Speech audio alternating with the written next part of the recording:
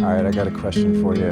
This should probably be at the end of the conversation, but I'm a wild card. All right, Brad, if you were locked in a room voluntarily, let's just a social experiment. If you were locked in a room for 7 days straight, and there's a nice cozy bed in there, you could relax, no torture or anything like that, but there was one artist playing through a sound system for 24 hours a day for that 7 days, and you could not turn it off, what artist would that be? Different songs? Yeah, Whole you can catalog? pick the whole catalog. Ooh, sheesh. That's a tough one. The music I have the most of at home is like the Beatles, Michael Jackson, Billy Joel. I like catalogs of music, so it'd have to be a pretty expansive catalog, I think. I think the Beatles have like 270 songs. I don't know. It'd be hard. I'd want something calming that I could listen to after a while. But that's a tough question. I don't know. I guess I'll just. I think I'd go with the. I think I'll go with Michael Jackson actually, because I'd get up and dance at times. Then there'd be some calming ballads in there. I'm gonna go with Michael. I was intuiting that it would be the Beatles before you Yeah. even mentioned them as one of your top artists. Because, of Yeah. course, when I thought of that question, I was like, what would I pick? And I'm like, I don't know. I mean, Yeah. I feel like any artist would start to wear on my nerves. So then Right. I thought, well, maybe classical or something, but then that could make me go insane. Yeah. Yeah. I think I would it would be a tie between Michael and the Beatles, probably because they're the two earliest influences on my musical life that made me want to pick up a guitar and be on stage, and it'd have to be that. But I feel like the Beatles might be too much rock and roll for 7 days straight. That's why I was thinking, well, maybe Michael Jackson. But yeah, All right, cool. that's a tough one, man. Yeah. I know. Put me on the spot Sorry right to from hit the you with get-go. that. Yeah, right off the bat. Yeah. What was your dream when you first started playing music? You know, where did you see it going? What did you want to say? What did it mean to you when you were a teenager and started writing your own songs and stuff? And the reason why I mentioned Michael Jackson is because when I was a kid, seeing Michael as an entertainer and the peak of what an entertainer could do on stage inspired me. So before I even picked up a guitar, I was dancing like Michael Jackson in like elementary school. And, we didn't have YouTube then, so you had to like watch his videos and just study his moves. But I think, what I also saw there was an artist with a big message to the world. And that's something that carried through, I think, into, once I found the guitar and was listening to other music and started kind of miming the Beatles before I knew all my chords and stuff. But I think by the time I was 18, I knew like this is where I belong, is on stage. And I had like other moments, prior to going out into pursuing that, just on stage at talent shows and stuff, and just the connection with the audience, and I think that's all I was ever really after, is just connecting with people through music. Because I'm not very good with words, but when I sit down and I can hone in on what I want to say with a song, and somebody else can say, I understand what you're saying. Like, I think that's what I've kind of always been after. It didn't matter if I was famous or anything. I think early on, I did sort of want to go that route of, I want to get my big record label deal and have my hit song on the radio, just because that's what you just assumed that you did. But over the arc of my career, I think that was always just the underlying hope, is that I could create something that others could connect to. When I was a kid and I was really into music, rock and roll, it was exceedingly rare that there were any, kids, prepubescent kids or even teenagers that were really proficient musicians. And if there was one, it would be like one kid in the school that could like play Led Zeppelin songs or something, right? But it was really rare. And I always felt like, oh, they're just born with that talent. Mm-hmm. Now I'll be on social media, on Instagram, and the algorithm is feeding me stuff of like 5-year-olds, 10-year-olds, 15-year-olds just killing it. And so I wonder if there's like if new souls that are more musically inclined have incarnated in recent years, or if it's just so easy to learn stuff on YouTube now. Like you can pretty much put in any song, how to play XYZ song, and someone, they might not be playing it perfectly, but they'll show you the chord changes and the melody and things like that. Have you noticed that there are just more talented younger musicians than ever before? Or is that just my perspective? No, I've noticed that particularly with guitar, because like my Instagram feed is the same way. It's like a 5-year-old or some 13-year-old girl or something, and they're amazing at it. And I don't know what the secret is behind that, if it's the internet or what, because you hear these awesome stories about these legendary musicians that taught themselves just by listening by ear. Like they would slow down the record back in the day. You had to like if you had to have the record, slow it down, listen to it, and that was how you learned, back in the days of vinyl. Or there's a great story of Nat King Cole teaching himself piano by drawing the keys on his windowsill because he didn't have a piano to practice on, and so he would practice on the windowsill. But now, there's such a wealth of information out there now. To me, it's confusing. Where do you start? Where do you begin? There's so much information, but I don't know how that feels from a beginner standpoint. If you're just starting out, it's all right there, and you can sort of navigate from the beginning and find your way with it. So maybe that might be why we see so much talent nowadays, or maybe there always was so much talent out there. We just didn't see it because we didn't have the internet. Right, right. You just had your little middle school, and there was the one kid that was good at guitar. Right. You Yeah, didn't but know then about every other school. the next town over, there's Yeah, 2 kids like that, and the next town yeah, over, so yeah. it's hard to say. It's just something that trips me out because I'm Hmm. just like, wow, there are so many people that can really play, and I go, how did they do that? I mean, I Hmm. don't know. When I was a kid, it was like you said, you just you had to have a really good ear to be able to pick something up from just listening to it. Or Hmm. you would go get a guitar teacher or piano teacher or something, and then they would show you. But now you can go on all these Hmm. tutorial videos and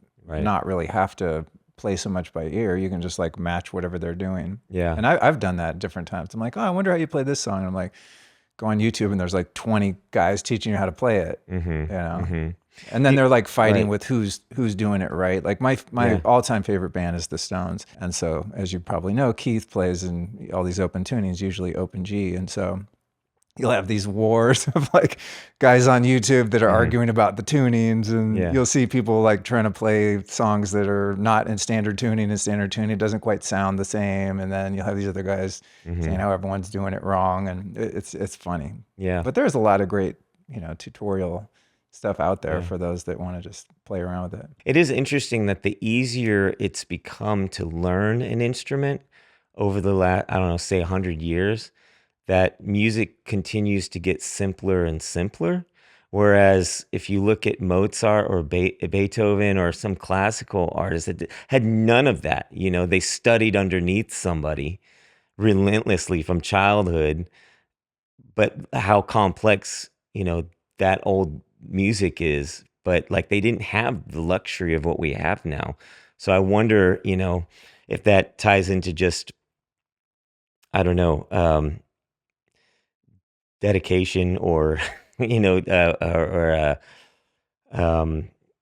I don't, or our laziness today to be like, well, there it is I already learned it. I don't know. Right, I right. don't know. So you've kind of evolved into, for lack of a better term, a protest artist over the past few years. I don't know if you call yourself that, but not all of your songs, but many of your songs are making a statement about our culture. How long did it take you as a songwriter to start offering social commentary or kind of counter narrative messages as opposed to boy meets girl, Yeah. pop song or singer songwriter song? Well, I always wrote about what was going on in my life. So I started Five Times August right out of high school, 2001. And what I was going through was my first breakup. So all those early songs were just, 18, 19-year-old me going through a breakup. And I kept writing those songs just as I was growing up because that's what you're doing at that age. You're dating and going through those relationships that shape you. Um, and every now and then I would write a song that maybe had like a let's come together kind of vibe to it. It wasn't necessarily social commentary, but it was sort of my uh I call them like, we are the world songs where like you're just trying to sort of say, hey, let's come together. But they weren't like I wouldn't call them controversial or anything like that. Whereas, by the time 2020 rolled around, I'm a father of three kids. I'm married. Um I'm, not going through those same things I was going through early on in life. So, and I'm looking around wondering where all my rock and roll heroes are. And so that taught me what it meant to be rock and roll and a musician. So, it took me all that time to sort of get to that point to I say put on my Bob Dylan shoes and start saying something through my music and that way that I knew was going to upset my audience that I had because I was so middle of the road for so long. I just like to write a love pop song and leave it at that. Was primarily what I wrote, but um, there was a little break there where I was actually doing kids music prior to pandemic, all the pandemic stuff, and because I was a dad, so my heart was in this very pure children's music project, which was really interesting to go from having my heart completely on that to going into this dark world of pandemic and wondering what the hell's going on. I've got to say something and speak up and it took a lot for me to get there throughout 2020 because I was kind of creatively shut down.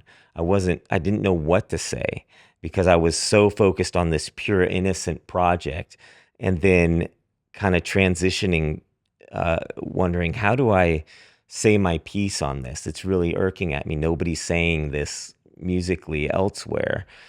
And so I wrote a song called God Help Us All, and I put it out in early 2021.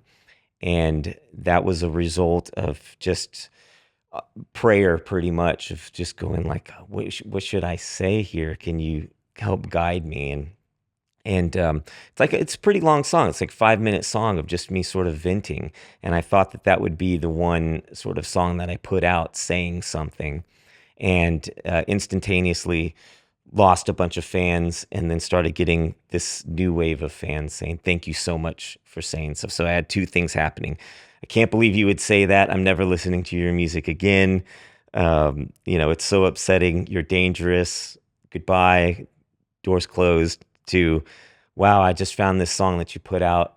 Thank you so much for saying what needs to be said. And that encouraged me to let me know I wasn't alone. And I started writing more songs like that because I just felt like it was needed to let other people know they weren't alone. What about the song Sad Little Man?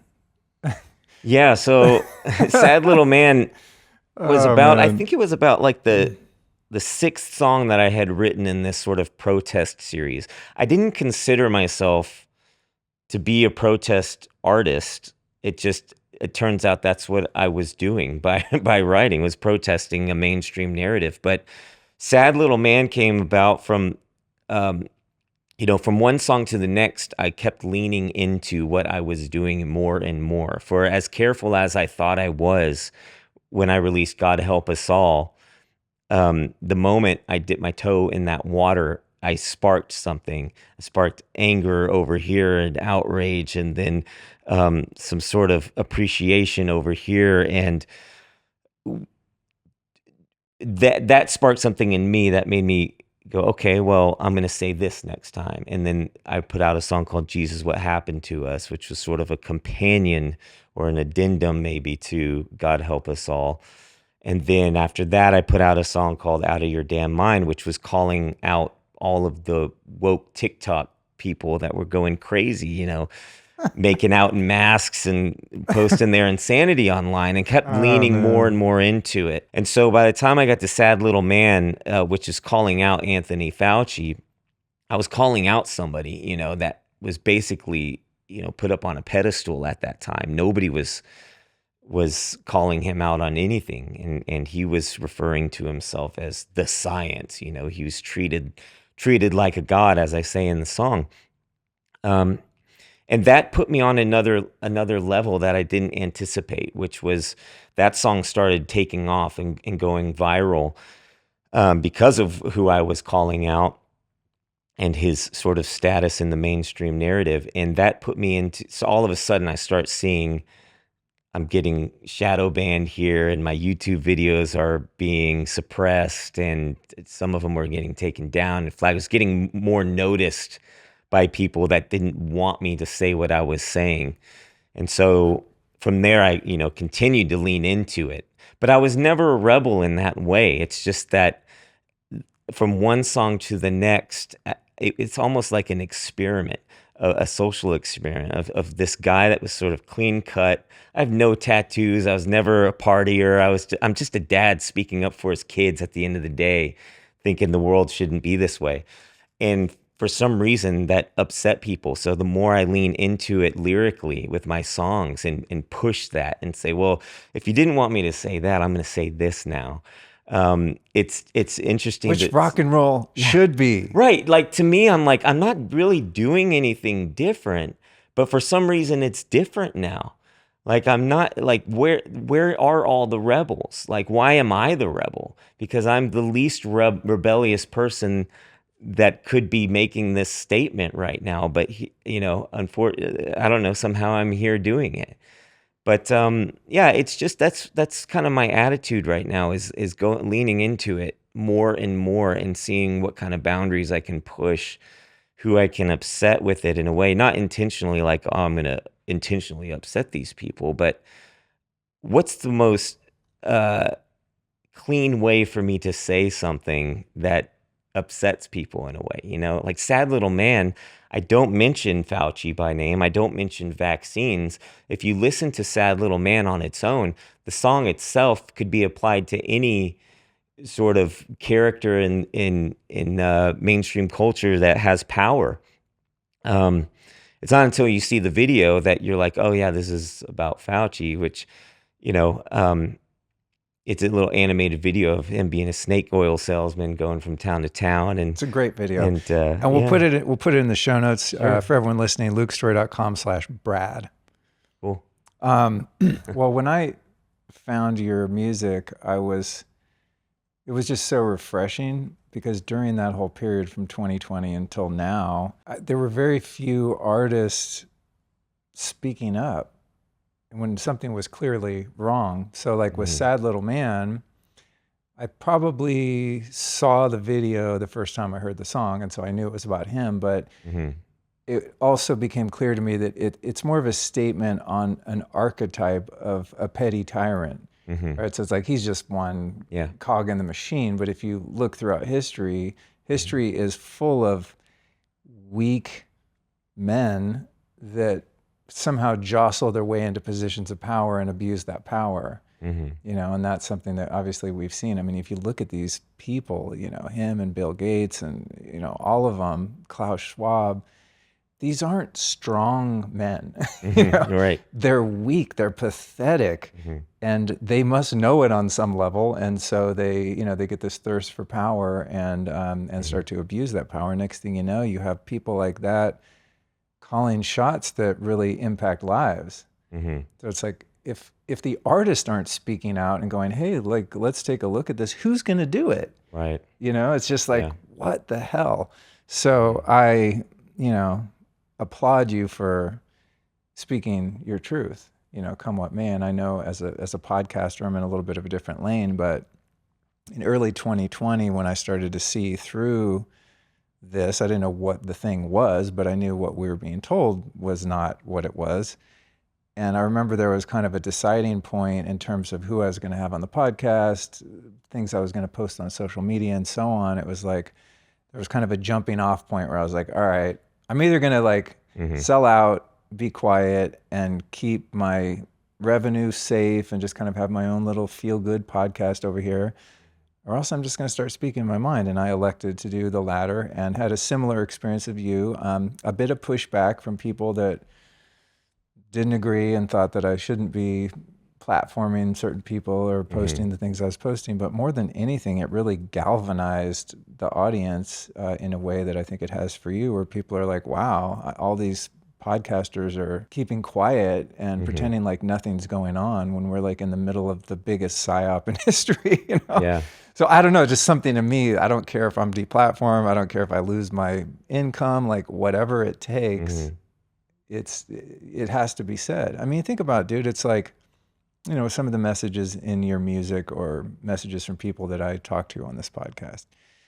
Like I had Dr. Peter McCullough here the other day, who's a very credible cardiologist, right? He's not a conspiracy theorist, and he's just laying out facts about the bioweapon and probably referring to it as that.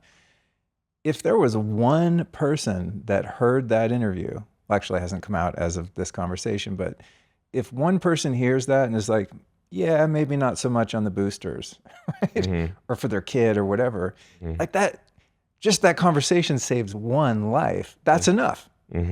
That's enough. Like blow all my shit up. I'll start a new brand. I'll start a new company. I'll figure something else out. It's just strange to me. And I'm not trying to virtue signal. It's just literally the way I think about life and the world. But it's so crazy that specifically in music that, I don't know, 99.999% of the people that are creating messages that impact culture are just like, I'm not commenting on this. Or they became shills and bootlickers for the state, which is even more gross. So I praise you and I thank you for, you know, maintaining your integrity. And also, this freaking song, Ain't No Rock and Roll. I told you when you walked in, I'm like, dude, it's rare that I go on Spotify and just put a song on repeat and just listen to the same song over and over again. And I have done that on multiple occasions. I did it again yesterday in preparation for this this conversation. That is such a great freaking song, even without the video. But then when you put the video in, it's just like, it's game over. Thank you. So I was wondering if you would humor us and entertain us and play a rendition of that song acoustically right now, and then we'll resume the convo. Yeah, absolutely. Excellent. Thank you. Yeah.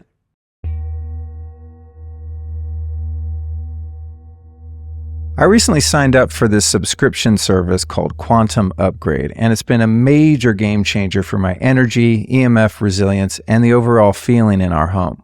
Let me explain how it works. Quantum energy is the energy that supports all life in the universe. It's nonlinear, non-local, and has an immense potential for health when it's harnessed and directed to you or into your living environment.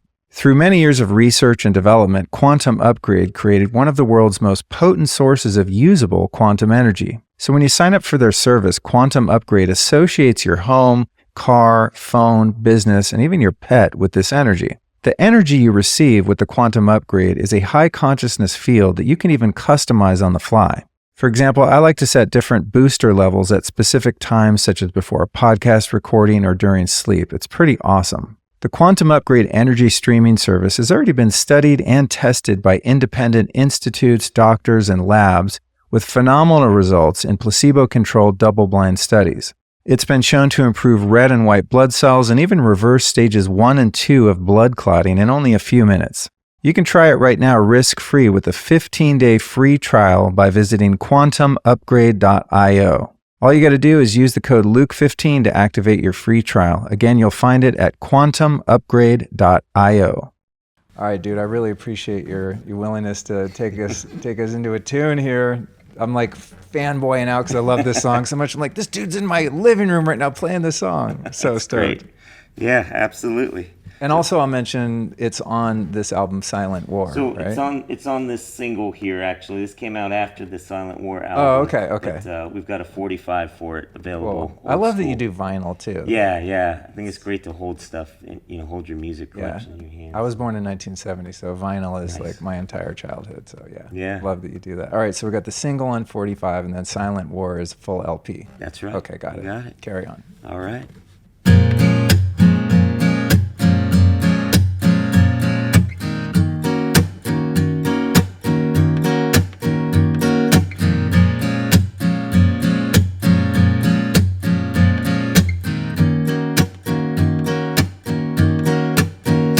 Well, there ain't no rock and roll ever since they sold out Rolling Stone. All the words that were sung in the past will never feel the same when we're looking back. All the old men sitting in their makeup chairs with their gold record walls really couldn't care.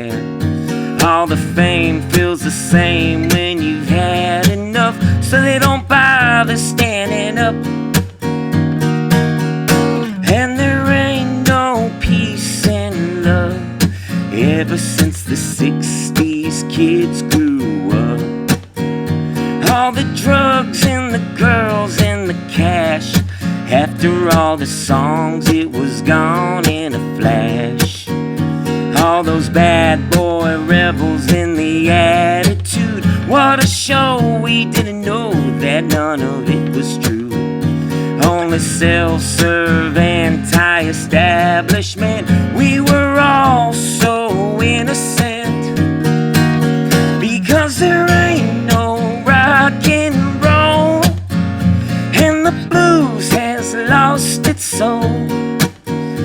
All the punks gave the man control, and every pop star's bought and sold. No, there ain't no rock and roll, and there ain't no Joni, no Bob. No one stuck around for their protest job. All the stars in the big pharma whores, shilling for a check from their corporate chores. All the actors say what they're paid to say, while the fans take the blame. All the once cool fools that were me and you, well, they pushed us all away, because there ain't no rock and roll, and the blues has lost its soul. All the punks gave the man control, and every pop star's bought and sold. No, there ain't no rock and roll, and there ain't no boss, no queen. Never was a Rage Against the damn machine. No, there ain't no fighter in the Foo, no more rocking in those free world shoes. All the high-strung Neil Young wannabes, yeah, their silence has been deafening. All the suits lick the boots of the government. What they sang they never meant, because there ain't no rock and roll, and the blues has lost its soul. All the punks gave the man control, and every pop star's bought and sold. No, there ain't no rock and roll. No, there ain't no rock and roll. No, there ain't no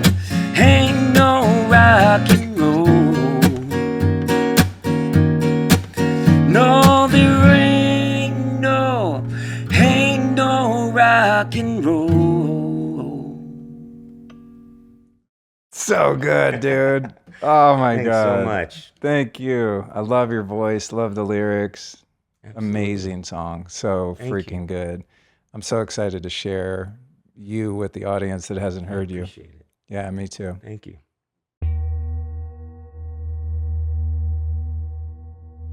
We all know electromagnetic pollution is bad, but it's important to understand why. The evidence suggests that the majority of the harm from EMF comes from the chronic oxidative stress produced when the body's in a constant immune response. Basically, when we're faced with 3G, 4G, and 5G radiation and beyond, the body is continuously trying to attack whatever it perceives as a foreign invader. Now, unless you're prepared to live in a cave in the Himalayas, it's unlikely you're going to be able to avoid the onslaught of EMF in your life. But what if you could mitigate that immune response and thereby reduce the harm? Well, thankfully, there's a way to live in more harmony with our technological world, and it's called Blue Shield. It turns out if there are harmonious frequencies in our environment that match or exceed the power of the incoherent frequencies, our body will prefer and attune to the healthy ones through a process called sympathetic resonance. The Blue Shield devices emit these frequencies using a mathematical algorithm that mimics nature, so the body can attune to them rather than the dangerous EMF and feel safe.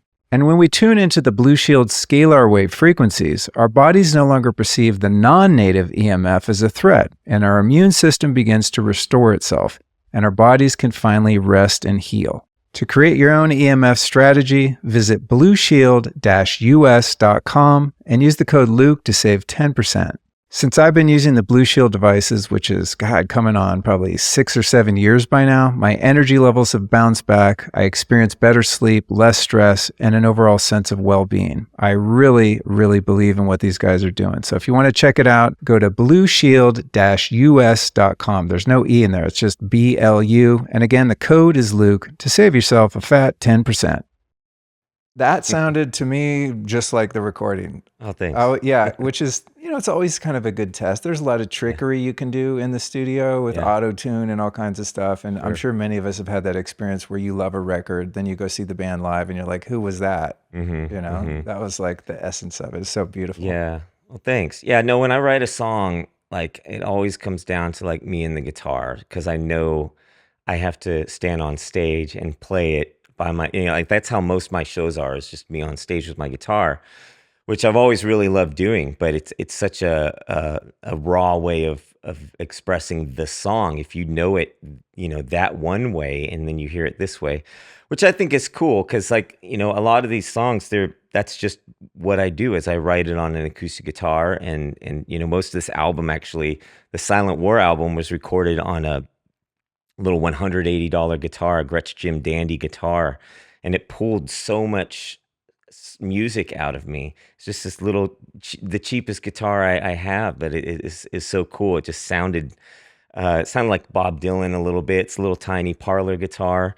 And then these mics, actually, these SM7s, that was like all my equipment for this album, for the most part. Yeah, just going into Pro Tools and playing, it's really echoes how I started recording music. When I was 18, I was recording in my bedroom and just playing songs live, trying to get a little take, and then I'd go back in and overdub if I need to. Was this like back in the days where you'd have a 4-track cassette recorder, or is I did start, my earliest stuff was on a cassette recorder. Yeah, that's when I was like making demos back in the day. You had like a little 4-track recorder. Yeah, which is like, now that's like a cool thing to do. Like I saw a YouTube video popped up in my feed the other day, and it was like this younger recording artist, and he was like, I recorded a song without computers on cassette tape. Oh, really? It's like, yeah, that's what they used to do. Now dude. It's becoming a retro thing. Yeah. That's It's a retro funny. thing. So, but I have that sort of approach with recording. I think I've always had that, where you sort of go in and you record the song, many times through, and you hope to capture the take, which a lot of artists don't do now, which the luxury of technology is like, you can record 15 vocals and then take the best bits of each vocal and make your comp vocal, which is the best of all the best. And you can do that with every instrument all the way through. With the Silent War recordings, I was like, I'm just going to record until I capture that little take, warts and all. And I felt like that's been missing a lot from music. It's like everything's so polished and sheen nowadays that, I'm just going to give you a moment with me to listen and hear what I have to say. And I think that that's what's resonated so much through these songs with those that have been following what I've been doing, is that I'm trying to give you something real and honest that I hope, speaks for you as well. But I love that The approach. recording process to me is really fascinating, right? Because when you we were talking about bootlegs before, and I used to collect bootlegs, Beatles, Stones, Neil Young, whatever. And sometimes it would, like, the studio bootlegs would be like, take 67. And you're like, what? Yeah. They just sat in a room and played a song 67 times in a row until someone was like, okay, 64 was the take. Yeah. Right? It's Right. so interesting. I mean, now, Yeah. I mean, it's great that technology has advanced, because a guy like you can make a whole record in your bedroom that Sure. has the fidelity of a real album, right? It Yeah. doesn't sound like a demo. It sounds like a record. Mm-hmm. But also there's some of the magic in the live recordings that are kind of lost. And I think we were talking about musicianship and how, like, there's so many great musicians now. And there's also a lot of not great musicians that make a career because of all the recording trickery, that can be done. So it's interesting. Have you ever thought about, of course, like, budget permitting, going into a proper studio and recording to analog 2-inch tape with, like, 2 preamps, and, like, making a really fat 70s sounding album with the full band where you I mean, play I the would love basic to do track stuff lives like and that. stuff? Right. Yeah. No, when I was starting out, I was actually, my compromise with my parents, when I was starting out, and you go to your parents and you're like, well, I want to be a musician, I want to be a rock star. They're, naturally they're like, well, what's your fallback, right? And I had, like, no fallback. So my compromise was I took some courses at an audio engineering school. I took music production and music business classes, but everything I learned on was through tape. You had the choice at the time, because there was a transitional period happening where it was going from analog to digital. And so you could choose what you learned on. I chose tape, and I've always wanted to sort of get back to that, that process of doing things. It's really fascinating, the whole process of splicing and combining, it's a real skill set to have that we're kind of losing. But I try to take the traditional approach as much as I can in making music. I did a project in 2011, 2012, where I brought some guys into the studio to record the basic takes together. I brought in some studio guys, and that was really magical, because these guys, they listened to me play. I learned a lot through that experience, actually, because I felt so like, I don't know what the right word is, but I felt like I didn't belong in a room with these guys, because they were so good. They heard me play the song once, they got it down. We're going to go play it 3 times through together, and the second take will probably be the take. Third one's just for good measure. It's like, first is feeler, second's the take, third is just in case. And we did this thing, and I was so impressed with how they did. I was like, I'll never be these guys. But what they said to me was, I'll never be able to write a song like this. And so all of a sudden, like, feeling like you're out of your element, I realized, oh, everybody has different things, different skill, different levels. And you may feel inadequate over here, but you can do this over here. And so that kind of opened up my world. But that experience was really great, because it was all based on, I was doing an album that sounded callbacky to 50s and 60s kind of music. We had, like, the upright bass sound. The songs that I was writing were inspired by Nat King Cole and Sam Cooke, and I was actually kind of trying to rebrand myself at the time a little bit, and so it's called Music by Bradley James, which is my first and middle name.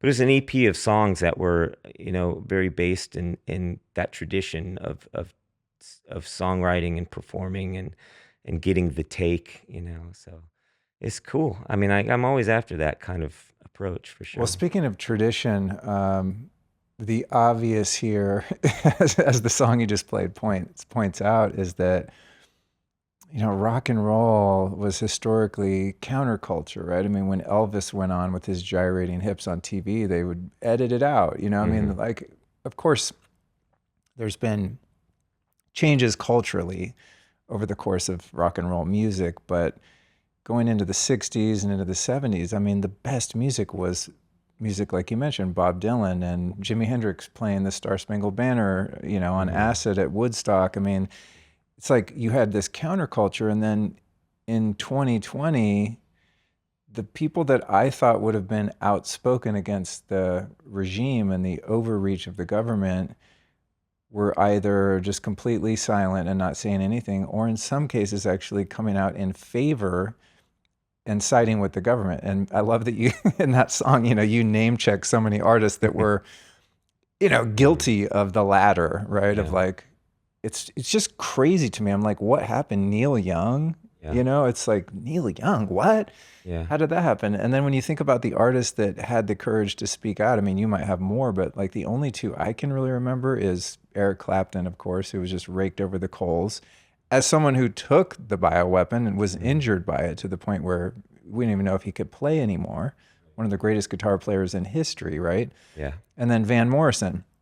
And I'm like, I'm looking around going, that's it, guys? Yeah. Even like, where's the 80s punk rock bands? Where's like the people that were always anti-establishment and anti-fascist? And then it's just so interesting to me how like compassionate, well-meaning people's ethos was weaponized to sort of bootlick for the state. Like all of the hippies, like, there was meditation centers that were like requiring the bioweapon to get into a meditation. Like a lot of the 60s kind of spiritual teachers and leaders fell for it. Some of the musicians fell for it. It was just like shocking to watch how effective the psyop was. And even me as a nobody in the world, relatively speaking, I got an email in like mid 2020 from a PR firm that offered me money to promote the bioweapon. And I just sent a scathing email back. I'm like, if you looked at my website for 5 minutes at that time, you would know. I got David Icke on there, Maybe RFK not this Jr. guy. I'm like, me? And then I thought, okay, well, I'm an obvious no. I don't care how much money they give me. I'm not going to have blood on my hands. And then I thought, oh my God, I'm a nobody. How many people that have a real platform, artists, podcasters, and so on, actually answer that email and we're like, how much is the check? And those are the ones we see, on TV, all these sports stars and pop stars, encouraging people to go harm themselves. Whether they knew it was going to harm them or not. It's like, how could you promote something that even has a chance of harming someone? Just crazy. So what's your take? Like, what happened to our culture? What happened to rock and roll that put all these sellouts in the arena? Well, everybody in the Ain't No Rock and Roll video, like so many of those guys are my heroes, and it's hard to put that stuff in there because I always sat on the outskirts of that arena going, I'll never be that cool, and all of a sudden throughout 2020, 2021, I think subconsciously I was writing that song because it was just sort of like, it turns out they're not really that cool after all. Everything was a show. But I've analyzed that era of time so much in my head, the 60s in particular, because that always just seemed like the greatest time to be alive culturally and creatively and what was happening in the world. And I look back and I see those artists and I realize, like, I'm 40 now. So they all those characters seemed like legendary adults to me, but they were really kids. They were all in their early 20s, and they were a part of something in the same way the kids now are a part of. They're trying to be a part of something, whatever it is, whatever movement that they're a part of. When you're that age, in your late teens, early 20s, you're trying to figure your way out in the world. You want to be a part of something. And whatever's happening culturally is where you naturally gravitate towards. But I think a lot of that late 60s counterculture stuff, they were just kids. And what happened is they grew up and they became businessmen, a lot of them. And their bands became brands and T-shirts. And now you find they became the complete opposite of everything that they were speaking out against. I don't know how that happened, but it just naturally evolved that way. Um, and I think a lot of it just has to do with, you know, uh, weaponizing empathy when you're young, or creating sort of useful idiots, and you introduce a concept to, a young culture that sounds good, and they grab onto it. And, like, take COVID for example. Wear a mask, for your community. Save your neighbor, your grandma, right? They weaponized empathy. So when you saw somebody that wasn't doing it, you became angry at them, or they were the bad person. And so I think these patterns have been going on for a really long time, in pop culture.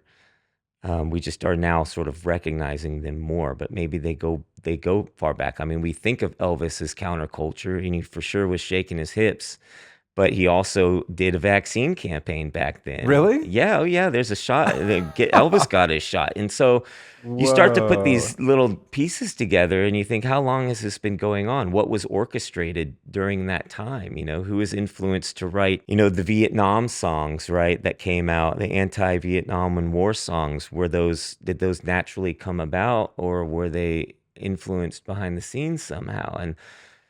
And those are questions I ask myself now, because I think that the reality that we thought we grew up in, now needs to be, we can look back on it and wonder. We have to ask questions: what was real, what wasn't? Because the last 4 years have revealed so much, that so much is orchestrated through propaganda and emotional manipulation.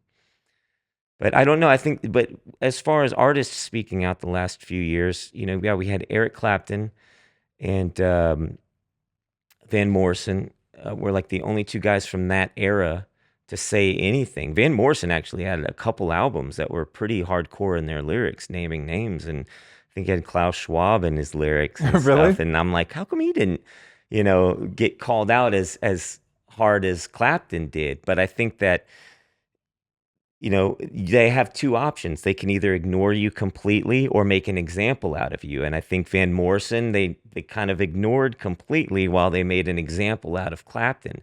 They took Clapton speaking out on his experience with the shot and turned him into a conspiracy theorist, and caked on a little bit of a racist story, and that they drug up from 50 years ago. And I think that message was sent to the rest of, the industry that's tied to a lot of power of an influence from people that, they've got. Everybody's got a manager. Everybody's got a label. Everybody's being, they have a team of people. And I think that prevented a lot of those people from speaking out, even if they wanted to. They cowered anyway. But that's why you saw a lot of indie guys speaking out, like me. That was the rest of it. It was like Eric Clapton, Van Morrison, and then there was like, me, Tom McDonald saying stuff.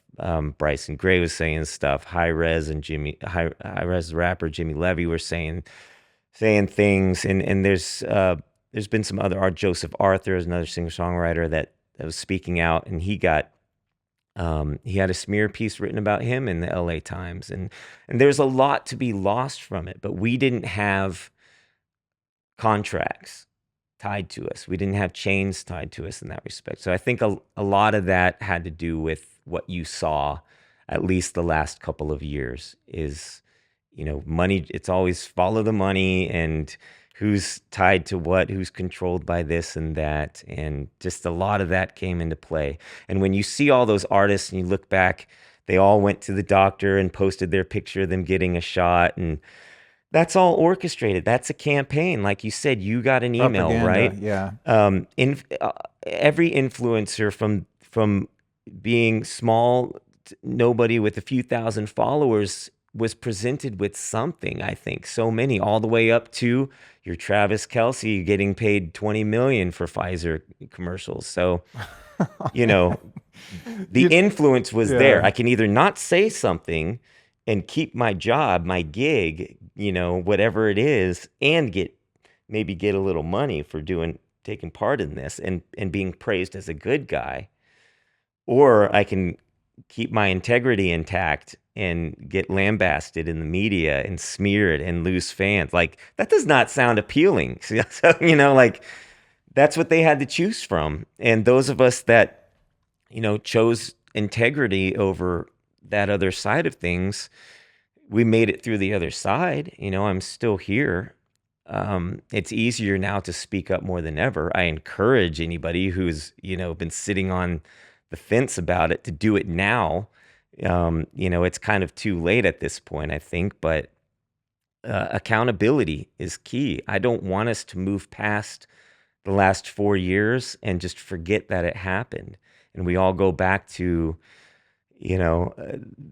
and eventually it's going to circle back around, and we're going to be dealing with this, next year or whatever. They're already prepping it. Disease X, bird flu, whatever it is that's supposed to. Monkeypox. Monkeypox is back. I can't even keep up. In fact, Yeah. a friend of mine texted me this morning. He said, "Hey, do you think there's anything to this bird flu thing?" And I'm like, I'm not even paying attention anymore because I'm just waiting Yeah. for them, to collapse the dollar. They're blowing up all these farms. I mean, it's like the regime that is anti-human is not going away anytime soon, right? It's like they're just grasping for their life at this point, and the more desperate they get, the more crazy shit they try. Yeah. Back to the artist, one thing I'm curious about, and I wish I wouldn't have been so reactive when I got that email from the big pharma PR firm.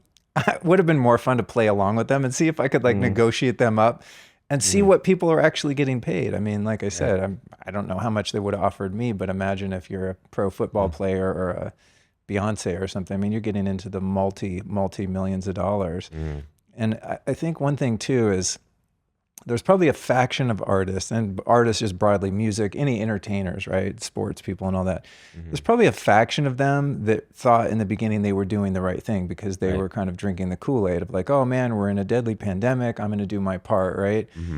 And so you can't really fault them for that if they really believed they were doing a public service. And then there were probably some that maybe had a feeling that it was a little off, but just wanted to take the money and didn't want to risk their career. But there's probably a huge portion of artists that went along with it at first for the right reasons, then realized midstream, oh shit, this is not what I was told it was. This is not good, but it's kind of too late for them to come forward because they already shilled. Yeah. And so now they're just kind of probably not sleeping well at night, going like, oops, I'm partly responsible for the pain, suffering, and possibly death of untold numbers of people. I mean, that's a hard thing to sit with if you did so innocently, and then you kind of wake up halfway through. Like the Foo Fighters are an example of that. Back in my former life, I was a fashion stylist, and so I used to dress celebrities and musicians, and the Foo Fighters and Dave Grohl were one of them.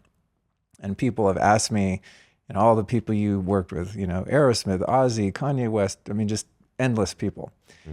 Who is the coolest? Dave Grohl, 100%. Super nice guy, super down to earth. Remember once I went to his house to dress him for the Grammys.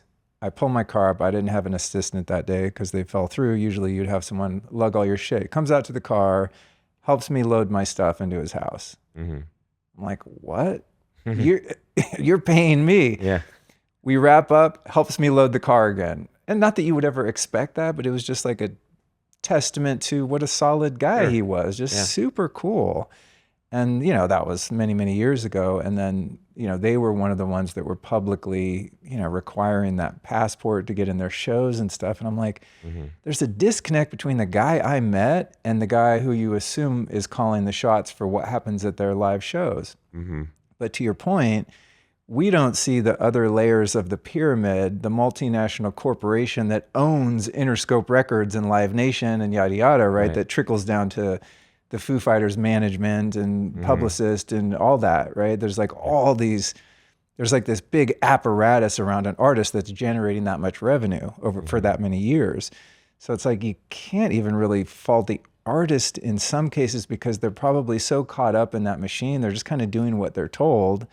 And we think of them as the boss, but they're not the boss. The bosses up at the top of the pyramid are probably the same multinational corporations that own the freaking pharmaceutical companies and the media, right? It's like everything is compartmentalized, so you almost can't blame the people at the bottom levels of information. Mm-hmm. I mean, you can, but you can't. Right. But that was one of those, I was like, really? Them too? Yeah. Well, I think that there's different layers there.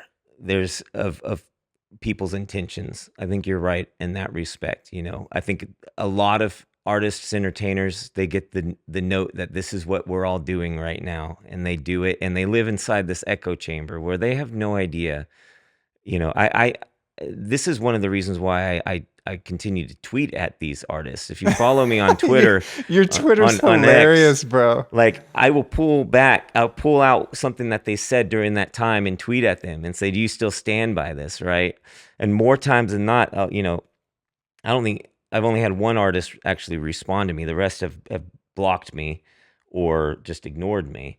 But you know, a blocking after asking, like I asked Pink and Questlove after they made their Pfizer commercials, you know, like, would you want to donate any of your proceeds from this commercial that you made to React 19, which is an organization that's, you know, they're there to help those that got injured by the COVID shot. They don't have anybody. Like millions of people are injured or dead from this shot, and nobody's there to help them. And so, you know, that's one of the ways I use my platform, but also to put these people on the spot because, yeah, maybe they had the best intentions at the time, but now we need to go back and reflect and ask, do you still stand by it? That's what matters to me now, right? There's a lot of media pundits on the news pushing things, right? CNN and Piers Morgan said some terrible things about anti-vaxxers and how scared they are, this, that, and the other. Then one day he starts walking back, right, and saying, "I'm so glad we don't have to wear masks anymore," whatever. I say, Pierce, when are you going to apologize for the things that you said, right? And he, you know, of course, just blocks me. But to me, it's the actions from here, right? If you have realized what you've done was wrong, or how you participated, and back then may have not have been the best thing to do.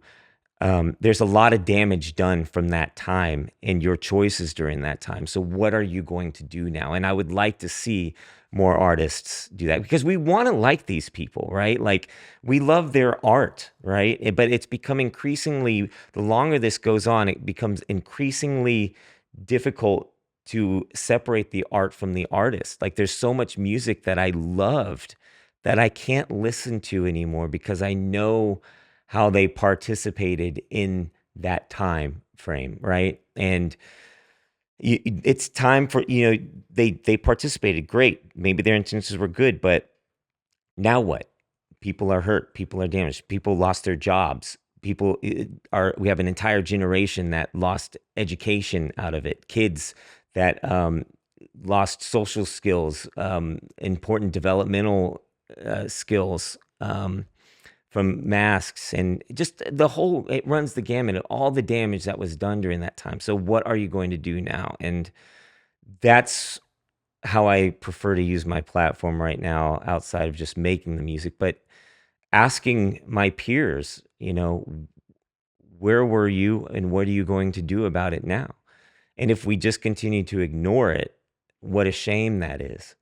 That we can create such damage in our society, especially from our idols can influence us that way. And we can just forgive them because they have that song that we like or that movie that they made. And, you know. Well, I'm a big believer in redemption and forgiveness. I mean, God knows the dark places I've lived in my life and the behavior, you know, that, I mean, just... Dude, I was a very unconscious person for a long time.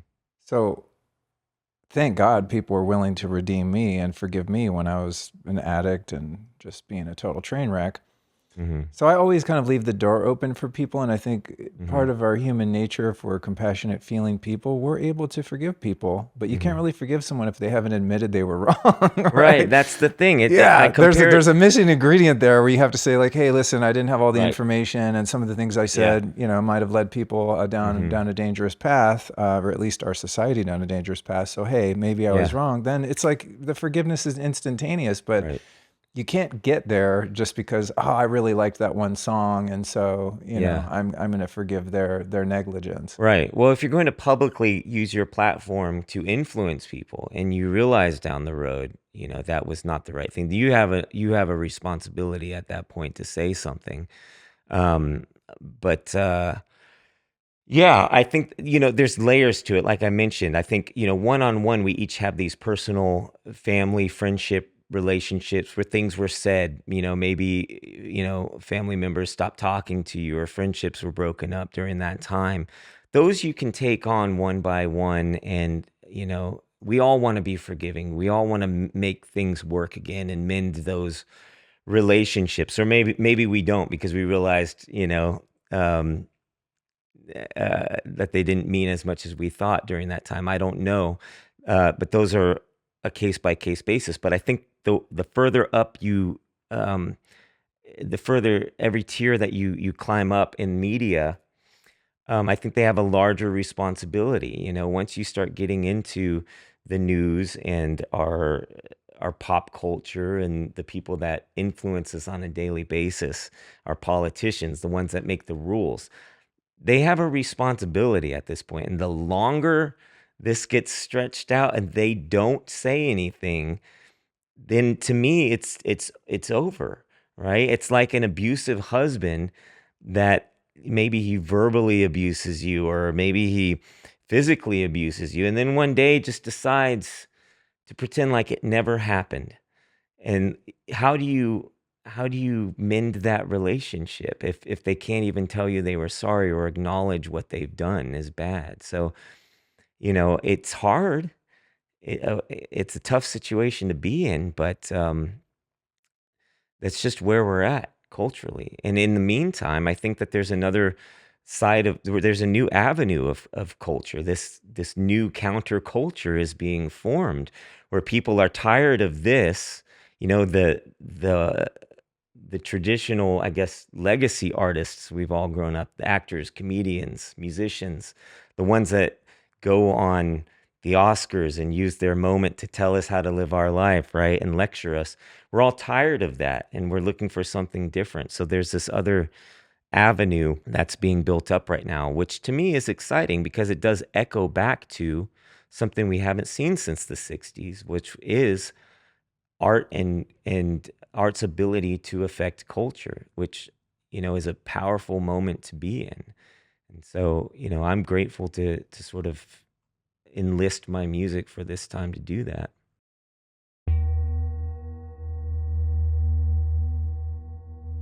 If you're listening and you want to cut down on the microbes, fungus, and mold in your body, but you don't want to mess with the antibiotic-resistant bacteria, it might be time to try a natural solution that's been used for centuries, colloidal silver. Not only that, but the patented silver sol technology from Silver Biotics doesn't harm the beneficial bacteria while doing its job in the body. Unfortunately, other brands can harm probiotics with as little as 3 parts per million. And Silver Biotics has tons of ways for you to get the benefits of colloidal silver that are safe, non-toxic, and have no known side effects.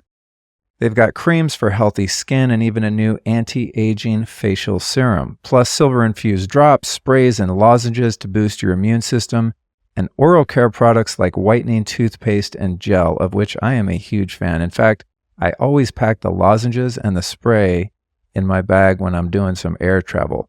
And one of my favorites is their First Aid Armor Gel to take care of cuts and burns. It's even good on sunburns and bug bites, which I found to be very useful here in Texas. So head over to silverbiotics.com to check out their whole range of products and use the code Luke to save a massive 30% off your entire order. And heads up, if you've got pets, make sure to check out that product too. I give it to our dog Cookie on the reg, and it's pretty damn amazing. Again, visit silverbiotics.com and use the code Luke at checkout. What would you say to people that, complain that people like you are still talking about the pandemic and still posting about these kind of topics? We were talking a little bit about this earlier. It's like, I think even people that realized that something was off and wrong, just have a natural tendency to just kind of want to sweep it under the rug and just move on. Oh, that we're out of that now. Everything's in the clear. We got our rights Right. back, and so on.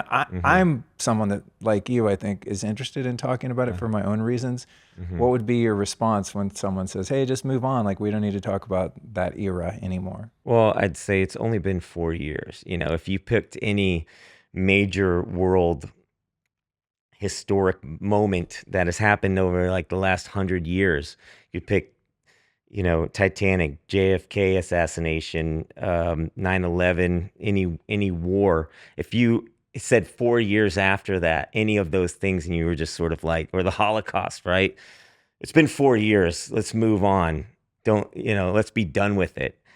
We're in a moment like right now where we can figure out what happened. We can hold those accountable. They're still here. Like nobody's been held accountable. Nobody said they're sorry.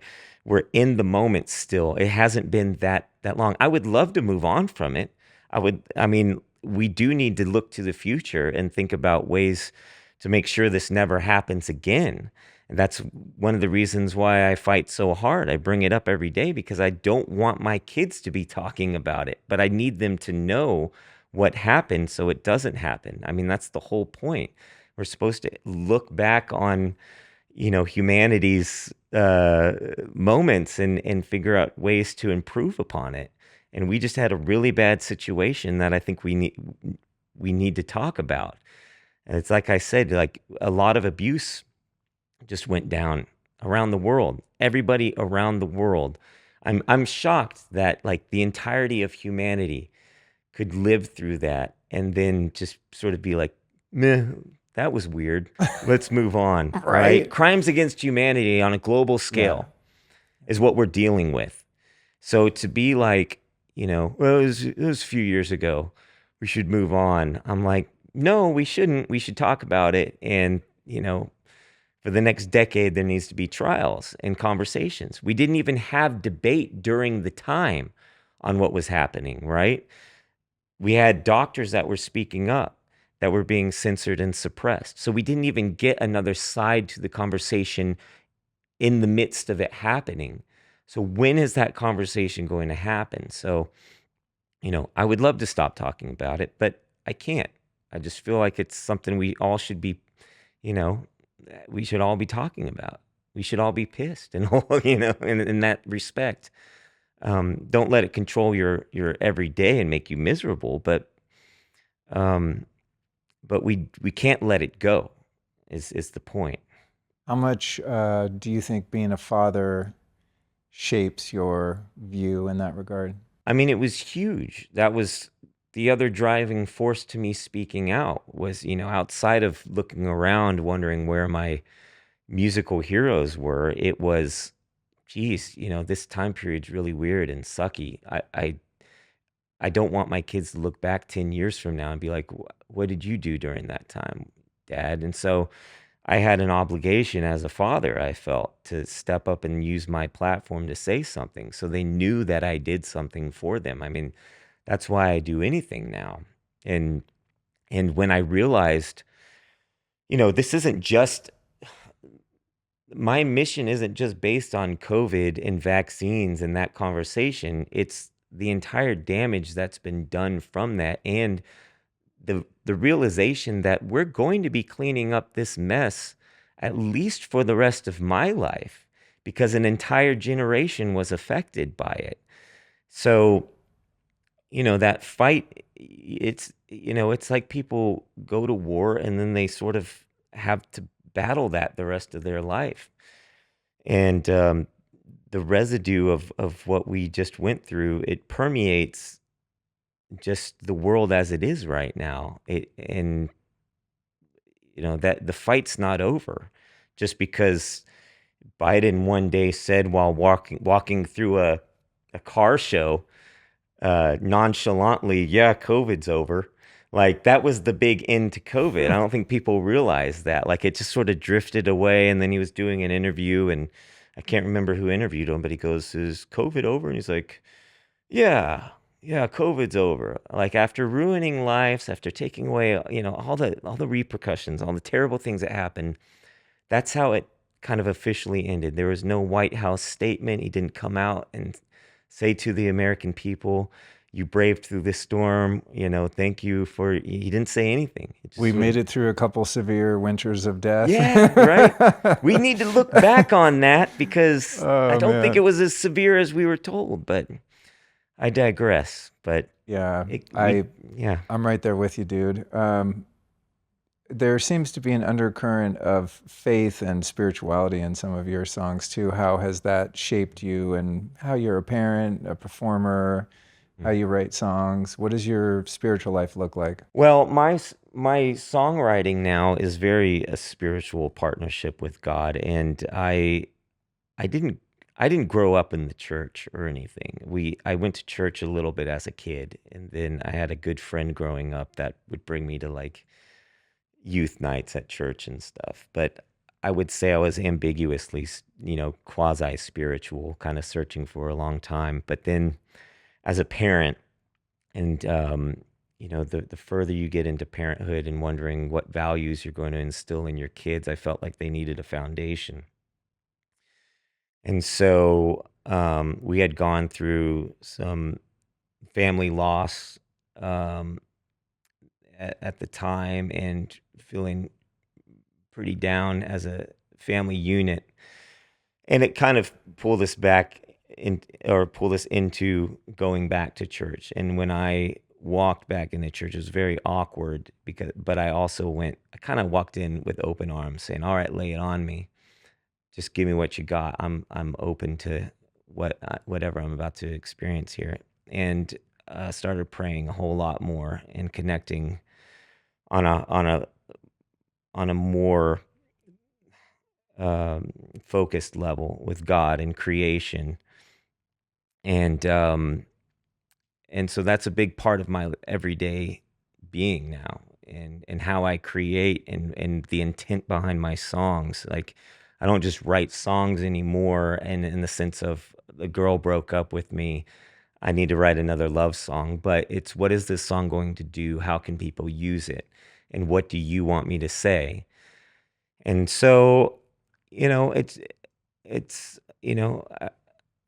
that's my spiritual life now. I mean, I'm a Christian, and that's who I am, and that's, I try to put those values into my songs in a way that can resonate with people who aren't, but it's there. How did you determine what church to just randomly walk into and check out? Well, we had several churches in our community, and I mean, we kind of bounced around for quite a bit, for sure. Find one that resonated? Yeah, but it was very, very in tune to what our gut was telling us. Do you feel at home here? Do you feel like you're, what they're saying is resonating? Do you connect with the community? And so, we eventually found a good church to go to, and a lot of our friends and our kids' friends go there, and it just feels natural, So.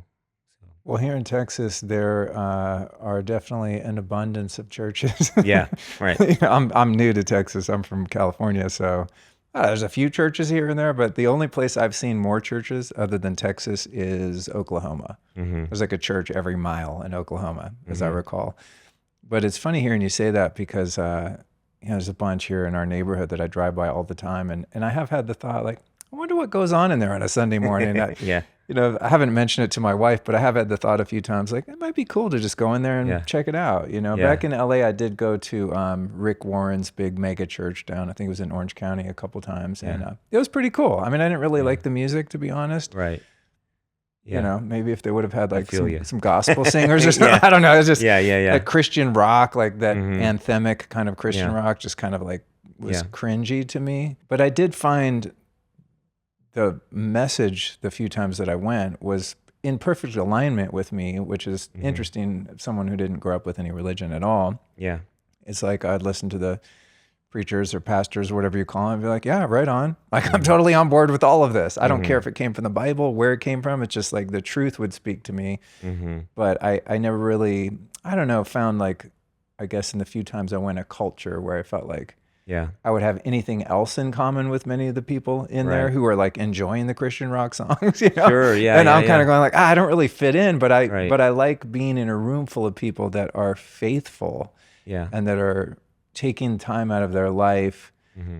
to explore their spirituality and their faith. Like there's so much value in that. So you're kind of inspiring me. Maybe one of these days I'll roll into one of these churches. Man. I mean, it's a good place. I think it's about community. I think a lot of humanity, right now collectively is trying to pull back and is seeking community, because I don't think social media has helped us in any way cultivate community. It's divided us, obviously, in so many ways. Yeah, we can communicate with one another, but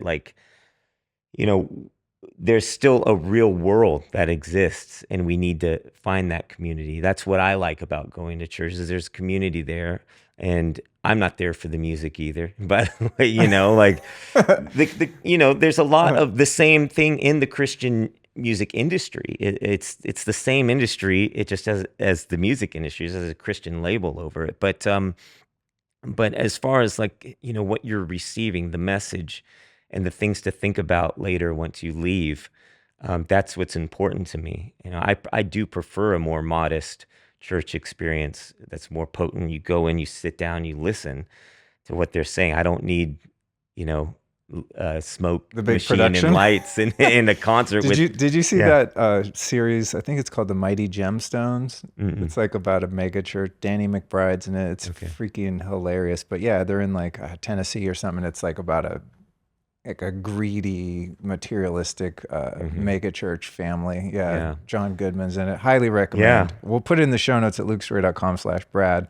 Sure. But I mean, that's obviously that's a parody of that sort of brand of Christianity and of faith. But yeah, I mean, I've had great experiences just walking into a random. There's something about even, I guess, not so much in kind of these modern churches, but if you go into big cities, one of the things I used to love to do when I visited New York, that these old cathedrals they're just open. I'd be walking around and looking at church, and there's no one in there, and the door's just open, and I would go in there and just meditate and just, wow, I really like this. Maybe I wonder if the church service is like this, which I never went to. But I remember once I walked into a Russian Orthodox church in this beautiful cathedral, and they had some kind of little proceedings going on, and they just kind of let me come in and hang out. And the energy in there was really beautiful. Right. It felt there was a stillness. I mean, you think about how buildings hold energy, right? And everything is energy. And you got a building that's been there for a few hundred, and probably in Europe, a few thousand years, of people, imperfect people. Religion has its faults, obviously, and you're bad actors. But generally speaking, the people that are going into a church building to communion with God are well-meaning, well-intentioned people. And there's something about the energy of just years and years of prayer that kind of live inside, especially those older ones that I've always found really calming. Yeah. And centering. Right. That's what I was going to say. I was immediately going to say it makes you very aware of energy within one another and how we interact with one another. When you get in there and, as much as I may not like the music, the energy of people that are into it and the way they're connecting with it, and that energy resonating outward into others.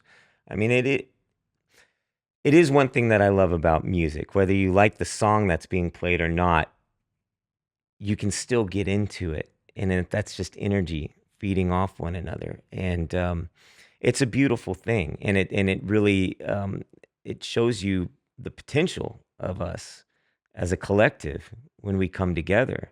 That's one of the beautiful things about, I think, attending services, is that, people are there to better themselves or better their community. It's all about bettering the world, where we're at, right? We're all passing through onto the next phase, but of existence. But while we're here, how can we, do it the best we can? And that's the intent behind, being in that room. And you can feel that energy. And that's why you leave a lot of the time feeling pretty good. Yeah, yeah. I appreciate that.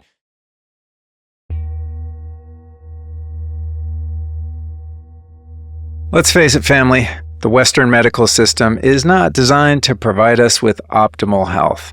Actually, the more products they can sell you, the richer they get, even as you get sicker. It's a great business model, but not great for us if we want sustained vitality and longevity. Now, on the other hand, traditional Eastern medicine tends to take a preventative approach to illness, cultivating radiant health instead of treating symptoms after you're already sick. Drawing from the 5-element system of Chinese medicine and sourcing from small Japanese family farms, Shen Blossom has curated a collection of health products that are truly unique. I'm a huge fan. Shen Blossom offers rare, natural formulas to combat pain and inflammation, boost the immune system, support intestinal health, ease sore throats and coughs, and disinfect the body. And here's a hot tip. One of my favorites from Shen Blossom is the Aki Hinoki Blood Purifier with pine resin for powerfully detoxing the blood, glands, tissues, while also dissolving spiked proteins. You'll find all of these badass one-of-a-kind formulations at shenblossom.com and use the discount code Luke to save 10% off. That's SHENBLOSSOM, shenblossom.com. The code is Luke. And because they're made with a living alcohol, all of their traditional sake preparations provide your body with prebiotic and probiotic elements that nourish your health and longevity. Sometimes the old ways are the best ways, and that's how they do it. So click your way over to shenblossom.com. Oh, and make sure to try their miso soup ingredients. It is literally the best I've ever had in my life. I am completely obsessed. If you do nothing else, in fact, go to shenblossom.com and get all the ingredients you need to make their miso soup, and your life will be changed forever. So you've, kind of carved out a different lane for yourself as you've been outspoken. And speaking of community, I've got a list here of some of the events, like you do Music and Sky in California, Jam for Freedom in England, of course, Confluence here in Texas.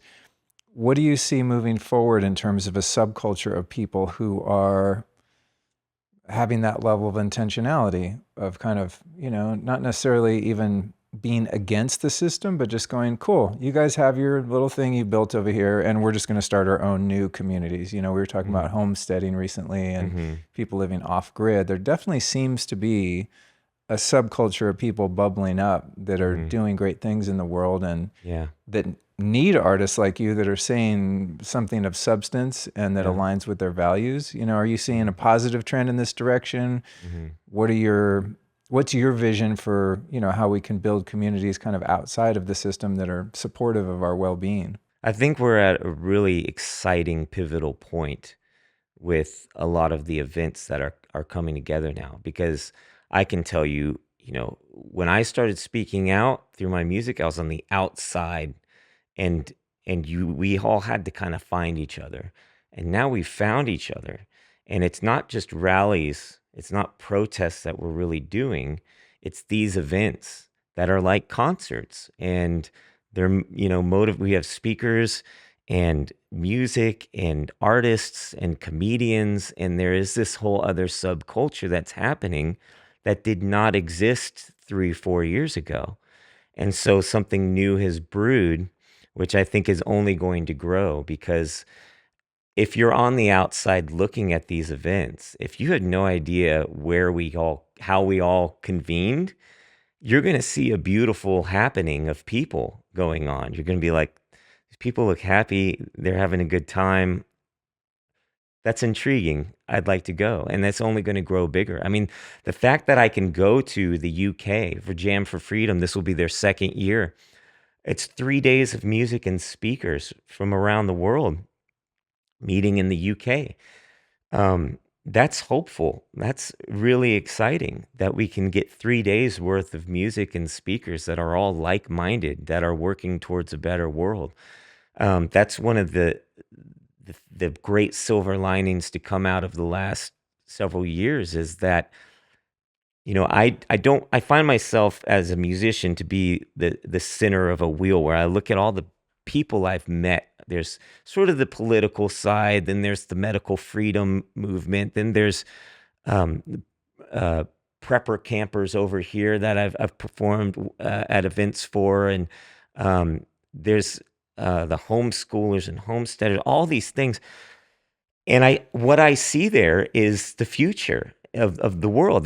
All these lanes are going to start merging, because we all have this like-mindedness and will to work towards a better world. And And that's what gives me hope and drives me every day, and not giving up, because I'm like, this is really exciting. Something new is coming together. And it's not all doom and gloom as much as we focus on, Right. like Right. COVID and vaccines, but out of it, it's a pubescent time, I call it. Like we're like humanity's going through puberty. Like the last few years, our voice was cracking, and we were all really ugly, and like we didn't quite know ourselves during that time. That's kind of how I feel like we've been going through. But on the other side of that, you grow into a mature, sort of responsible, hopefully good looking adult, right? And I think that's what we're working towards, is we don't even know our potential. We haven't known our potential as humans the last however long you want to think that we've progressed from there to here.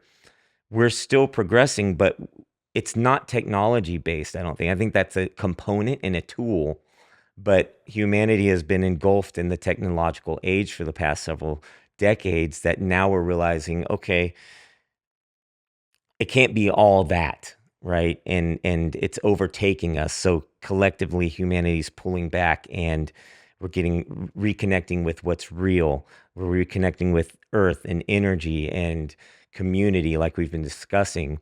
And so I see all of these different lanes coming together, and that's exciting, because I think that as you see the former culture that we've all grown up with, the pop culture, all the actors that we grew up admiring, as our admiration dies off for them, this new thing is coming up. And I don't think that it's based on stardom or like idolization. It's based on, just the message, the like-mindedness, the goal at the end of the day, right? I don't look at me doing music as me being a, a musician, or and having fans, in a sense. I look at it as, when somebody comes out to my shows, or the events or the rallies, I'm thanking them just as much as they're thanking me, and it's this reciprocal appreciation. And I think that that's what's happening right now, is everybody. I had music to offer this moment, but farmers had something to offer.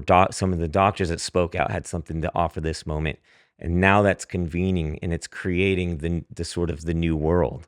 The New World Order. No, I'm just kidding. A different new world Yeah, order. a Well, different one. speaking to this idea of like-minded people who share common values, right? I think like the values are really the underpinning of the subcultures that are emerging. But what's really cool about it is the cultures that we're talking about represent true diversity. Hmm. It's not a mono mind, right? Where Hmm. everyone is in Right. agreement about everything. It's just that everyone, and most of the people I have on this podcast would kind of share that, like all different walks of life, different belief systems, different religions, Hmm. spiritual practices. Some people are really into plant medicines and some people not, but they're finding their own way. It's like that's the true representation of diversity, Right. where you just look at like what's the underpinning of values and morals that we are aspiring to live by, and choosing the people with whom you share community based on that, not based on the color of their skin, their religious beliefs, their political leanings. Like none of that actually matters if you have the alignment of the foundation that we both, Yeah. you and I, we care about truth, we care about freedom, we care Hmm. about integrity in art. I mean, there's a million things we could agree on. Yeah. I could give two shits if you go to church or not, or what your Yeah. church is, right? Yeah. Yeah. All those more like, I don't know, not to say that your religion is superficial, but it's like lifestyle choices become superficial. Hmm. It's about what kind of world are you helping to create. And so I too, even in the darkest of times that we've been in, and I tend to focus too much on the darkness, as you can see by my t-shirt here. Just because we're paranoid doesn't mean they're not after us. I do like to stay abreast of what they're up to. Sure. But if I focus too much on that, then I kind of lose hope. And it's sort of, I just go into Yeah. apathy. And I'm like, why even bother trying to do good in the world? Because the oppressive systems that are in place are never going to let you rise Right. above a certain level, right? Hmm. But aside from that, there's great things happening. I mean, I Right. meet people like you on a weekly basis that are awesome people, Hmm. making beautiful contributions to the world. Mm-hmm. And you're just one of many. There's going to be a bunch of people sitting in that seat where you're sitting now that are freaking amazing parents, amazing musicians, thought leaders, doctors, scientists, spiritual Mm-hmm. teachers that are all very different, Yeah. but the core of what they're trying to do in the world is positive. Yeah, it's reminiscent of the world that I think we thought we were living in, where you could once, you know, disagree with somebody but still be friends with them, or not believe every single thing that they believe, and still have a relationship, right? I think what the world has, become is obviously you're expected to fit into this box. One of the things that really was eye-opening to me was performing at Defeat the Mandates in January of 2022. It was a big rally in Washington, D.C. It was my first time going to like a really big rally. I think there was about 35,000 people there on the Wow. steps of the Lincoln Memorial out and over the National Mall. And everybody was there. Like so many different people were there. I was like, this is the unity that they're saying doesn't exist, right? We're all here. So many people sharing stories um, from all different walks of life. And I left that event just so hopeful, going like, oh, we've already won. We just have to keep doing what we're doing. And I think that's where we're at right now, is like we're building these small communities that are convening, right? They're little muscles that make us stronger against those dark forces. And as we continue to meet up and have these events like Confluence and Jam for Freedom or Music in Sky, that muscle is growing stronger and stronger. We didn't have that 4 years ago, so we all felt a little weak and helpless. But now we can lean into that, the community, and continue building. Because nobody wakes up and comes over to sort of this side of things and then realizes, you know what? No, I was wrong. I think the government does have my best. Nobody does that, right? Nobody Yeah. regresses back to, I think Yeah. the government does have my best interest in mind, and Big Pharma has been taking care of me. They sort of wake up and then they're here. And then they start observing the community, and it's so hopeful and positive, and it's doers and people that are optimistic about the world. We're aware of the darkness. You have to be, I think, but it's a really beautiful thing, and that really excites me about the world that I'm working for my kids. It gives me hope, because if you do get caught up in that darkness and you go, well, what's the point? Then why are any of us doing this, right? You have to believe that on the other side of it, no matter how long it takes, that we get there. Time is ambiguous anyway. So however long it takes to get there, know that what you're doing now matters. Well, it's the ethos of building something new rather than trying to destroy what's there. I Hmm. think that's the thing that gives me a lot of hope in these micro communities now that are starting to coalesce over the past few years is, yeah, there's a faction of us that's like F the man, and you're tweeting at these hypocrites on Twitter Yeah. and stuff. But that's kind of on the surface. I think the deeper level is us really Yeah. wanting to support one another. Hmm. And to your point, it's like, just take an event, for example, as you did.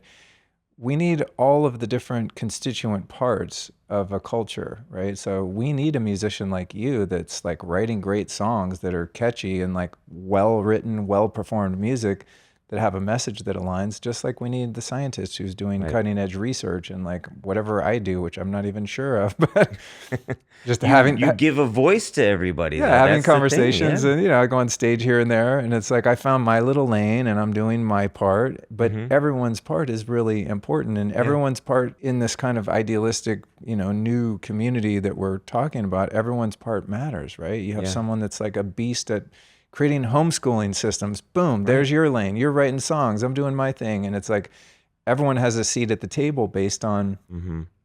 value alignment. Yeah. And Yeah. then you get, as I said, like true diversity of thought, where you can have a conversation with someone with whom you disagree and still be their friend. Like, whatever happened to that? I remember being Right. a kid, and it's like, my mom was liberal, my dad was conservative. Now, they didn't get along, but I got along with all of their people. even if I didn't agree. It's like, Yeah. when did it happen that we all have to agree on every single item on the list in order to just be cordial with one another? There's like a real, I think part of the psyop well, I don't think, is the division that's sown, right? It's creating that sort of social and political climate where you're either with us or against us kind of thing. And all the othering of this group and that group. And, I think it's really healthy for us as a society to welcome everyone to the table and have true diversity of thought and opinion. And, if somebody is kind of following common law, 10 commandments, the golden rule, like, that's the rules. Outside of that, be who you are. Yeah. Be unique. Just don't F with other people. Right. It's pretty simple, you know? I think that's most of us, in this community, was we just wanted to be left alone, and we got along with most, anybody that, like, for me in the music industry, I got along with everybody. I had a wide, diverse group of friends from left and right spectrum and everywhere in between. And it didn't bother me one bit. It was only when I started speaking out on what was important to me that I noticed that there was, a division there, and doors were closed on me without any of that conversation being had. I expected naively that people that had been following me for years or friends in the industry would say, hey, what are you writing about? Why? Like, what happened that made you think this way? But that didn't happen. It was sort of like a door was closed on me while I'm sitting there going like, well, the door's always open, like you were saying. And that door is still open. I'm still willing to have that conversation. But in the meantime, I've met all these other people that think that same way. I naively had this thought throughout all the way up to 2020 that humanity had a baseline understanding on how we live. You don't trust what you see on TV. You don't believe in the politicians. Like, there's a lot of propaganda out there. I assumed that we all understood this to some degree. And then that all fell by the wayside throughout 2020. It was shocking. But since then, through the rubble, I found the people that thought that way as well, and we've reconvened. And so, now it's just a matter of, that community living our best life, I think, and showing the rest of the world that there's a great place to live, and you don't have to fit in a box to be here. So we'll see where we go. Beautiful, man. Well, thank you so much for taking the time to drive all the way from Dallas. It's a long-ass drive. It's all right. I appreciate it. It's always more fun to sit here in person, especially when somebody plays an incredible song for me in the audience. So, no, thank you for the invitation. Great to meet you. I love that I can just find people like you. I think I hit you up on Instagram. Yeah. Hey, I think I told you I just love that song first, and then I was like, hey, let's do a podcast. You're like, yeah. I mean, that's the cool thing about social media, right? Like, I probably would have never met you if it wasn't for Instagram. It has its faults, right? And there's ways in which it keeps us separate, I think, because it creates sort of a faux connection that isn't real and not really impactful. Yeah. But you can use it to connect with a guy like you. Next thing they're sitting in my living room, we're hanging out. Yeah. I think we have really great tools at our disposal. It's just figuring out how to use them properly. This is one of the great ways to use that tool. And so, yeah, thank you for having me. I appreciate it. It's fun to be here. My pleasure.